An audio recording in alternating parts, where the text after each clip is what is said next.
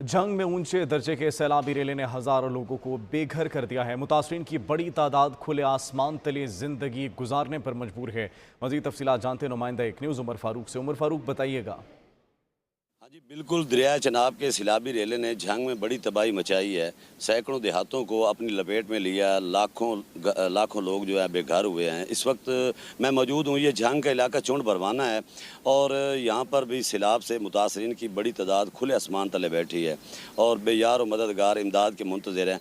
हमारे साथ कुछ मुतासरीन मौजूद हैं, इनसे हम सूरत हाल जानते हैं। जी भाई, आप बताइएगा यहाँ की क्या सूरत हाल? भाईजान, यहाँ कोई 1.25 महीना हो गया सैलाब आए को और अभी तक हमारे लिए किसी ने कोई तकलीफ़ नहीं की और ना ही कोई बंदा आया है इमदाद देने के लिए और ना ही किसी ने पूछा है कि आपको क्या तकलीफ़ है। दिन को धूप है और रात को मच्छर मक्खी हैं और हमारी फसलें तबाह हुई हैं, हमारे घर बर्बाद हो गए हैं। पानी बहुत ज़्यादा था जो कि अभी भी हमारे घरों में खड़ा है, कम होने के बायस भी। और धूप की वजह से हमारे माल मवेशी मर रहे हैं, उधर बेहोश हो रहे हैं। किसी ने कोई परवाह नहीं की।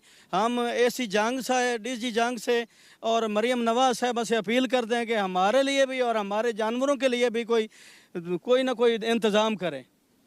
जी बिल्कुल, सैलाब मुतासरीन परेशान है। इनके पास ना छत है, ना खाने के लिए कोई खाने पीने का कोई सामान है, जबकि जानवर जो हैं वो उनके पास ना इनके पास कोई चारा है कि जानवर जो भूख से मर रहे हैं। और मुतासरीन ने हुकूमत पंजाब से इमदाद की अपील की है। पंचनद बैराज पर पानी की सतह में